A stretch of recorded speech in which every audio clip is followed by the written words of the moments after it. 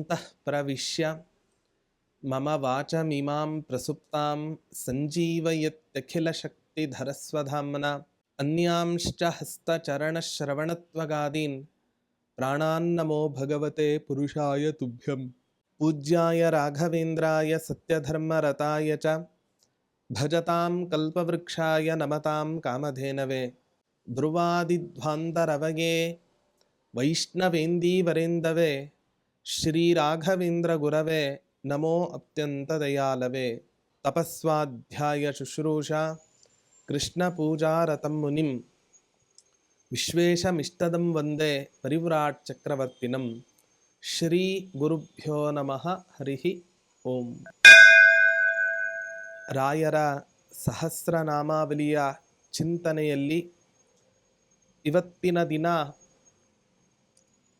ರಾಘವೇಂದ್ರ ತೀರ್ಥರಿಗೆ ಭಗವದ್ಭಕ್ತರ ಮೇಲೆ ಅದೆಂಥ ಪ್ರೀತಿ ಇದೆ ಅನ್ನೋದನ್ನು ಸೂಚನೆ ಮಾಡತಕ್ಕಂತಹ ಒಂದು ವಿಶಿಷ್ಟ ನಾಮ. ಓಂ ಭಕ್ತಿದಾಯ ನಮಃ. ರಾಯರು ಅವರನ್ನು ಉಪಾಸನೆ ಮಾಡಿದರೆ ಉಪಾಸಕನಿಗೆ ಒಂದೊಳ್ಳೆ ವರವನ್ನು ಕೊಡ್ತಾರಂತೆ. ಪರಮಾತ್ಮನಲ್ಲಿ ಅಚಂಚಲವಾದ ಭಕ್ತಿಯನ್ನು ಆ ಭಕ್ತನಿಗೆ ಕೊಡ್ತಾರೆ. ಒಂದು ಮಾತು ಬರುತ್ತೆ, ನಾವು ಏನೇ ಕೆಲಸ ಮಾಡಿದರೂ ಕೂಡ ಸಹಜವಾಗಿ ಆ ಕೆಲಸದಿಂದ ಒಂದು ಪ್ರಯೋಜನ ನಮಗಿರಬೇಕು ಅಂತ ಹೇಳುತ್ತೆ ಶಾಸ್ತ್ರ. ಏನು ಪ್ರಯೋಜನ? ಒಂದೊಂದು ಕೆಲಸಕ್ಕೆ ಒಂದೊಂದು ರೀತಿಯಾದಂತಹ ಪ್ರಯೋಜನ. ಆದ್ರೆ ಭಗವಂತನ ಅಥವಾ ಭಗವದ್ಭಕ್ತರ ಸತ್ಕಥಾಶ್ರವಣಗಳಿಗೆ ಏನು ಫಲ ಅಂತ ನಾವು ವಿಚಾರ ಮಾಡೋದಾದ್ರೆ, ನೋತ್ಪಾದಯೇತ್ಯದಿರತಿಂ ಶ್ರಮ ಏವ ಹಿ ಕೇವಲಂ. ಭಗವಂತನ ಕಥೆಯನ್ನು ಕೇಳಿದಾಗ, ಭಗವದ್ಭಕ್ತರ ಕಥೆಯನ್ನು ಕೇಳಿದಾಗ ನಮಗೆ ಆ ಭಗವಂತನಲ್ಲಾಗಲಿ ಭಗವದ್ಭಕ್ತರಲ್ಲಾಗಲಿ ಸ್ವಲ್ಪವೂ ಕೂಡ ನಮಗೆ ಆಸಕ್ತಿಯೇ ಹುಟ್ಟದೆ ಇದ್ದರೆ ನಿಶ್ಚಯವಾಗಿಯೂ ಕೂಡ ಅದು ನಾವು ಕೇಳಿರ್ತಕ್ಕಂಥ ಸಮಯ ವ್ಯರ್ಥ ಅಂತ ಹೇಳಿದರೆ ವ್ಯರ್ಥ ಅಂತ ಹೇಳುತ್ತೆ ಶಾಸ್ತ್ರ.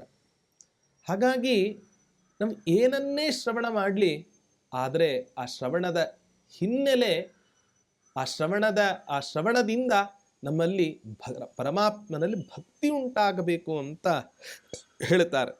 ನಾವೆಲ್ಲ ನೋಡ್ತೇವೆ, ರಂತಿದೇವ ಎಂಥ ಭಗವದ್ಭಕ್ತ. ಇವತ್ತಿನ ದಿನ ತ್ಯಾಗ ಸ್ವರೂಪಿ ಪರಮಾತ್ಮ ನಿಶ್ಚಯವಾಗಿಯೂ ಕೂಡ ನನ್ನನ್ನು ರಕ್ಷಣೆ ಮಾಡಿಯೇ ಮಾಡ್ತಾನೆ ಅನ್ನುವಂಥ ಒಂದು ಅಚಲವಾದ ವಿಶ್ವಾಸದಿಂದ ಇವತ್ತಿನ ದಿನ ಜೀವನವನ್ನು ನಡೆಸಿದಂಥ ಮಹಾನುಭಾವ ಅಂದರೆ ಅದು ರಂತಿದೇವ. ಅಂಬರೀಷ ಮಹಾರಾಜ, ಪ್ರಹ್ಲಾದರಾಜರು, ರಾಘವೇಂದ್ರ ತೀರ್ಥರೇ ತಮ್ಮ ಪೂರ್ವಾಶ್ರಮದಲ್ಲಿ ಪ್ರಹ್ಲಾದರಾಜರಾಗಿ ಪರಮಾತ್ಮನ ಅಚಿಂತ್ಯದ್ಭುತವಾದ ಶಕ್ತಿಯಿಂದ, ಇವರು ಮಾಡಿದ ಆ ಭಕ್ತಿಯಿಂದ ಏನೇ ಅನರ್ಥಗಳನ್ನು ಅನುಭವಿಸಿದರೂ ಕೂಡ ಹಿರಣ್ಯಕಶಿಪುವಿನಿಂದ ಪರಮಾತ್ಮನ ಅನುಗ್ರಹದಿಂದ ಆ ಕಷ್ಟವನ್ನೆಲ್ಲವನ್ನೂ ಕೂಡ ಪರಿಹಾರ ಮಾಡಿಕೊಂಡಿರ್ತಕ್ಕಂಥ ಮಹಾನುಭಾವರು ಈ ರಾಘವೇಂದ್ರ ತೀರ್ಥರು. ಹಾಗಾಗಿ ಪರಮಾತ್ಮನಲ್ಲಿ ನಮಗೆ ಭಕ್ತಿ ಉಂಟಾಗಬೇಕು ಅಂತ ಹೇಳುತ್ತೆ ಶಾಸ್ತ್ರ.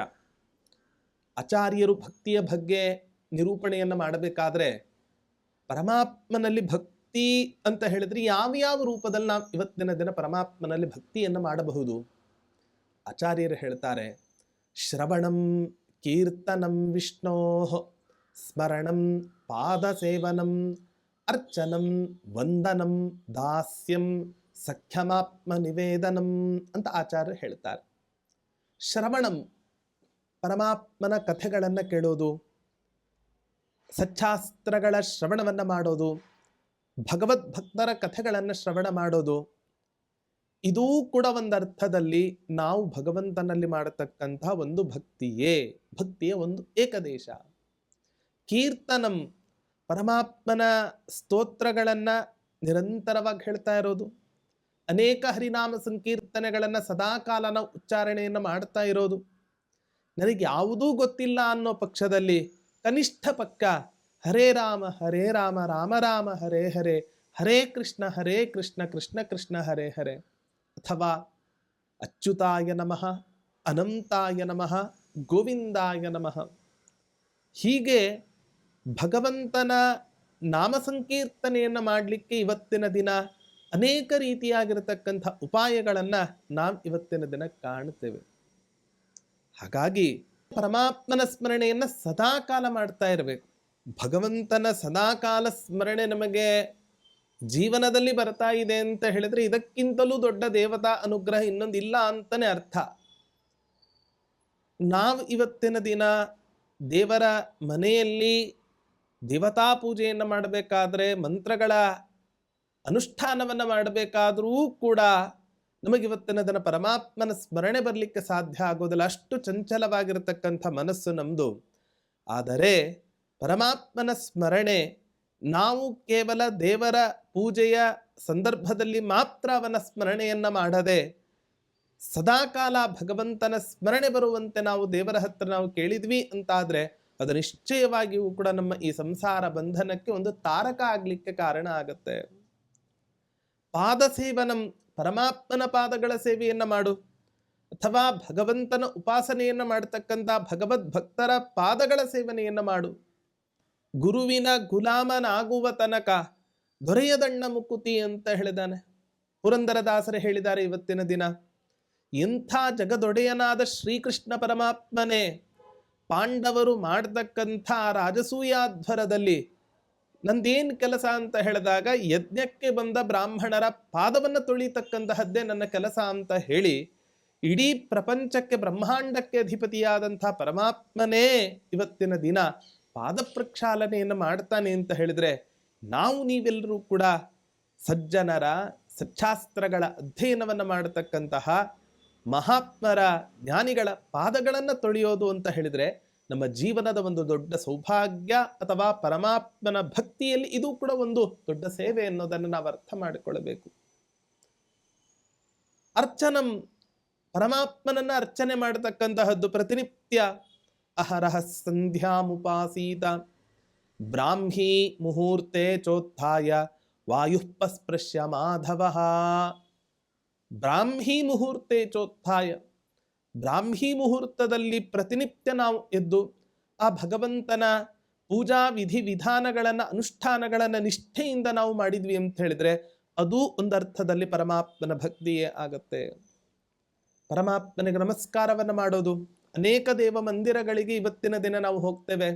ಹೋದಂತಹ ಸಂದರ್ಭದಲ್ಲಿ ಆ ದೇವಸ್ಥಾನದ ಗರ್ಭಗೃಹದಲ್ಲಿ ಸನ್ನಿಹಿತನಾದಂತಹ ಪರಮಾತ್ಮನಿಗೆ ವಂದನಂ, ನಮಸ್ಕಾರವನ್ನು ಮಾಡತಕ್ಕಂತಹದ್ದು.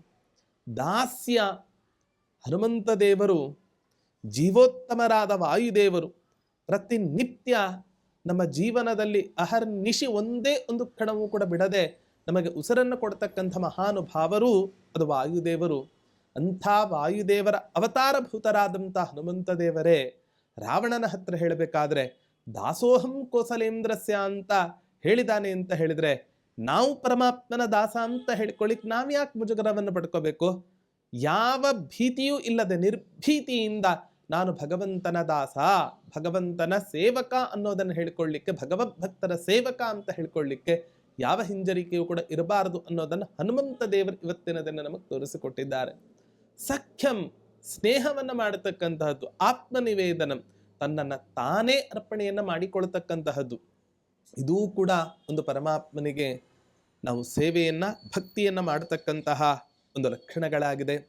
ಹೀಗೆ ಶಾಸ್ತ್ರಗಳಲ್ಲಿ ಪುರಾಣಗಳಲ್ಲಿ ಪರಮಾತ್ಮನಲ್ಲಿ ಭಕ್ತಿಯನ್ನು ಮಾಡೋದು ಅಂತ ಹೇಳಿದ್ರೆ ಒಂದೇ ರೂಪದಲ್ಲಿ ಮಾಡತಕ್ಕಂತಹದ್ದಲ್ಲ. ಅದಕ್ಕೆ 9 ಮುಖಗಳನ್ನು ಇವತ್ತಿನ ದಿನ ಪುರಾಣಗಳಲ್ಲಿ ತೋರಿಸಿಕೊಟ್ಟಿದ್ದಾರೆ. ಆಚಾರ್ಯರೂ ಕೂಡ ತಮ್ಮ ತಾತ್ಪರ್ಯ ನಿರ್ಣಯ ಗ್ರಂಥದಲ್ಲಿ ನಮಗೆ ತೋರಿಸಿಕೊಟ್ಟಿದ್ದಾರೆ. ಹಾಗಾಗಿ ಯಾರೋ ಒಂದು ಮಾಡ್ತಾ ಇದ್ದಾರೆ, ಇನ್ನೊಂದು ಮಾಡ್ತಾ ಇಲ್ಲ, ಬೇಸರ ಮಾಡಬಾರದು. ಅವರಿಗೆ ತೋಚಿದ್ದನ್ನು ಅವರು ಮಾಡ್ತಾ ಇದ್ದಾರೆ, ಇನ್ನೊಬ್ಬರಿಗೆ ತೋಚಿದ್ದನ್ನು ಇನ್ನೊಬ್ಬರು ಮಾಡ್ತಾ ಇದ್ದಾರೆ ಹೊರತು ನಾನು ಮಾಡಿದ ಹಾಗೆ ಇನ್ನೊಬ್ಬರು ಮಾಡಬೇಕು ಅನ್ನುವಂತಹ ಒಂದು ಅಭಿಪ್ರಾಯ ಹೇರಿಕೆ ಇದು ಯಾವತ್ತೂ ಕೂಡ ಒಪ್ಪತಕ್ಕಂತಹದ್ದಲ್ಲ. ಹಾಗಾಗಿ ಅರ್ಚನಂ, ವಂದನಂ, ದಾಸ್ಯಂ, ಸಖ್ಯಮಾತ್ಮ ನಿವೇದನಂ ಅಂತ ಹೇಳುವಂತೆ ಹೀಗೆ ನಾವು ಭಗವಂತನಲ್ಲಿ ಸಮಾಜದಲ್ಲಿ ಒಂದಲ್ಲ ಒಂದು ರೀತಿಯ ಈ 9 ತರಹದ ಭಕ್ತಿಗಳಲ್ಲಿ ಒಂದಲ್ಲ ಒಂದು ರೀತಿಯ ಭಕ್ತಿಯನ್ನು ಮಾಡತಕ್ಕಂಥ ಭಕ್ತರನ್ನ ಇವತ್ತಿನ ದಿನ ನಾವು ನೋಡಿಯೇ ನೋಡ್ತೇವೆ. ಅಂತಹ ಭಕ್ತಿಯಲ್ಲಿ ಪರಮಾತ್ಮನಲ್ಲಿ ನಮಗೆ ಈ 9 ವಿಧವಾದ ಭಕ್ತಿಗಳಲ್ಲಿ ಯಾವುದಾದ್ರೂ ಒಂದು ವಿಧವಾದ ಭಕ್ತಿಯನ್ನು ಕೊಟ್ಟು ನಮ್ಮನ್ನು ರಕ್ಷಣೆ ಮಾಡು ಅಂತ ಹೇಳಿ ಆ ಪರಮಾತ್ಮನ ಹತ್ರ ಬೇಡಿಕೊಳ್ಳಬೇಕು ಅಂತಾದರೆ ಅದರ ಮಧ್ಯವರ್ತಿಗಳಾಗಿ ರಾಘವೇಂದ್ರ ತೀರ್ಥರು ಬೇಕು. ಯಾಕೆ ಗುರುಗಳು ನಮಗೆ ಆ ಭಕ್ತಿಯ ಒಂದು ಉಪದೇಶವನ್ನು ಮಾಡದೇ ಇದ್ರೆ, ಸಚ್ಚಾಸ್ತ್ರಗಳ ಉಪದೇಶವನ್ನು ಮಾಡದೇ ಇದ್ರೆ ಹೇಗೆ ತಾನೇ ನಮಗೆ ಆ ಪರಮಾತ್ಮನಲ್ಲಿ ಭಕ್ತಿ ಅನ್ನೋದು ಹುಟ್ಟಲಿಕ್ಕೆ ಸಾಧ್ಯ ಹೇಳಿ? ಹಾಗಾಗಿ ಅಂಥ ಪರಮಾತ್ಮನಲ್ಲಿ ಹೀಗೆ 9 ರೀತಿಯಾದ ಭಕ್ತಿಯಲ್ಲಿ ಒಂದಲ್ಲ ಒಂದು ರೀತಿಯ ಭಕ್ತಿಯನ್ನ ಕೊಟ್ಟು ನಮ್ಮನ್ನು ಸಲಹತಕ್ಕಂತಹ ಮಹನೀಯರೇ ಅದು ರಾಘವೇಂದ್ರ ತೀರ್ಥರಾಗಿದ್ದಾರೆ. ಇಂತಹ ಆ ರಾಘವೇಂದ್ರ ತೀರ್ಥರಿಗೆ ನಾನು ನಮಸ್ಕಾರವನ್ನು ಮಾಡ್ತೇನೆ ಅಂತ ಹೇಳಿ ಪ್ರಾರ್ಥನೆಯನ್ನು ಮಾಡ್ತಾ ಇದ್ದಾರೆ. ಮುಂದಿನ ಇನ್ನೊಂದು ನಾಮ ಓಂ ಭವ್ಯದಾಪ್ತ್ರೇ ನಮಃ ಓಂ ಅಂತ ಸ್ತೋತ್ರವನ್ನು ಮಾಡ್ತಾ ಇದ್ದಾರೆ. ಭವ್ಯ ಅನ್ನೋ ಶಬ್ದದ ಅರ್ಥ ಮಂಗಲ ಅಂತ ಅರ್ಥ. ಜೀವನದಲ್ಲಿ ಯಾರು ತಾನೇ ನನಗೆ ಒಳ್ಳೆಯದಾಗಲಿ, ನನಗೆ ಮಂಗಲ ಆಗಲಿ ಅಂತ ಯಾರು ತಾನೇ ಅಪೇಕ್ಷೆಯನ್ನು ಪಡಲ್ಲ. ಹಾಗಾಗಿ ನಮಗೆ ಒಳ್ಳೆಯದಾಗಬೇಕು, ನಮಗೆ ಮಂಗಲ ಉಂಟಾಗಬೇಕು ಅಂತ ಹೇಳಿದ್ರೆ ನಾವು ಗುರುಗಳ ಪಾದವನ್ನು ಆಶ್ರಯಿಸಬೇಕು. ಹಿರಿಯರು ಒಂದು ಮಾತನ್ನ ಹೇಳ್ತಾ ಇದ್ರು, ನಮಗೆ ಯಾವಾಗ ಮಂಗಲ ಉಂಟಾಗತ್ತೆ, ಜೀವನದಲ್ಲಿ ನಮಗೆ ಯಾವಾಗ ಒಳ್ಳೇದು ಆಗತ್ತೆ ಅಂತ ಹೇಳಿದ್ರೆ ಭದ್ರಂ ಭದ್ರಮಿತಿ ಬ್ರೂಯಾತ್ ಅಂತ ಹೇಳೋದು. ಸದಾ ಕಾಲ ಯಾರು ಏನೇ ಬಂದು ಕೇಳಿದರೂ ಕೂಡ ಒಳ್ಳೇದಾಗ್ಲಿ ಅಂತ ಸದಾ ಕಾಲ ನಾವು ಹೇಳ್ತಾ ಇರ್ಬೇಕಂತ. ಅಸ್ತು ದೇವತೆಗಳು, ಸಾಕ್ಷಿ ದೇವತೆಗಳೆಲ್ಲರೂ ಕೂಡ ಅದೇ ರೀತಿಯಾಗಿ ಆಶೀರ್ವಾದವನ್ನು ಮಾಡಿದಾಗ ನಾವು ಇನ್ನೊಬ್ಬರಿಗೆ ಒಳಿತನ್ನ ಅಪೇಕ್ಷೆ ಪಟ್ಟಾಗ, ಇನ್ನೊಬ್ಬರಿಗೆ ಒಳ್ಳೇದಾಗ್ಲಿ ಮಂಗಲ ಉಂಟಾಗ್ಲಿ ಅಂತ ಅಪೇಕ್ಷೆಯನ್ನ ಪಟ್ಟರೆ ನಿಶ್ಚಯವಾಗಿಯೂ ಕೂಡ ನಮ್ಮ ಬಗ್ಗೆ ಇನ್ನೊಬ್ಬರು ಒಳ್ಳೆಯದನ್ನು ಅಪೇಕ್ಷೆ ಪಟ್ಟೇ ಪಡ್ತಾರೆ ಅನ್ನುವಂತಹದ್ದು ಕೂಡ ಅಷ್ಟೇ ಸತ್ಯ. ಹಾಗಾಗಿ ಮಂಗಲಮಯವಾದಂತಹ ಜೀವನ ನಮ್ಮದಾಗಬೇಕು ಅಂತ ಹೇಳಿದ್ರೆ ಅಂತಹ ಗುರುಗಳಾದಂತಹ ರಾಘವೇಂದ್ರ ತೀರ್ಥರನ್ನ ನಾವು ಭಕ್ತಿಯಿಂದ ನಮಸ್ಕಾರವನ್ನು ಮಾಡಬೇಕು. ಅಂತಹ ರಾಯರಿಗೆ ನಾನು ನಮಸ್ಕಾರವನ್ನು ಮಾಡ್ತಾ ಇದ್ದೇನೆ ಅಂತ ಹೇಳ್ತಾ ಇದ್ದಾರೆ.